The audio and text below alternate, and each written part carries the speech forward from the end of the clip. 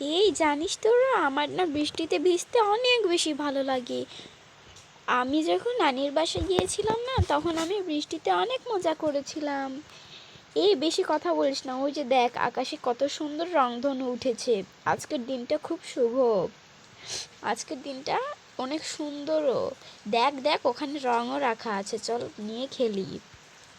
আরে ওই দিকে কি দেখছিস? ওই যে দেখ, ওদিক দিয়ে ঘোড়া আসছে, কত সুন্দর, 3-4টি। আরে এতগুলো ঘোড়া তো আমি কোনোদিনও দেখিনি রে। চল চল, আমরা ঘোড়ার ওখানেই যাই। আরে চল চল, আমরা তার চেয়ে বরং বৃষ্টিতে ভিজি আর সব রং দিয়ে খেলি, রংধনুও দেখি, আবার ঘোড়ার কাছেও যাই। চল, ঘোড়াকে আমরা একটু পাতা খাওয়াই দিব বাগান থেকে। বাগান থেকে ঘাস নিয়ে যাই খাওয়াই দিব ঘোড়াকে।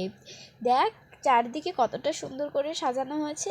হ্যাঁ রে, দেখ আজকের দিনটা কত সুন্দর। এই আজকে কী রে, আমি তো জানি না। এই তুই জানিস না, আজকে তো ঈদ। ঈদের দিনে তো এত সুন্দর হবেই। ঈদে তো মানুষ অনেক মজা করে, সাথে অনেক কিছুও খায়। চল আমরা না পাশের দোকানটাতে যে ফুচকা খেয়ে আসি। এই কে কে খাবি? চল, আমি টাকা দিয়ে দেব। সত্যি বলছিস? দিবি তো? আমরা কিন্তু দিতে পারবো না, তুই কিন্তু দিবি।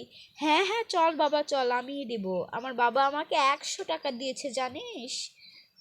100 টাকা দিয়ে আমরা সবাই মিলে ফুচকা খাবো, চল। আমি সবাইকে খাওয়াবো, চল। এই তোরা সবাই রাজি আছিস তো? হ্যাঁ হ্যাঁ চল, আমরা সবাই রাজি আছি, সাথে বৃষ্টিতেও একটু ভিজি।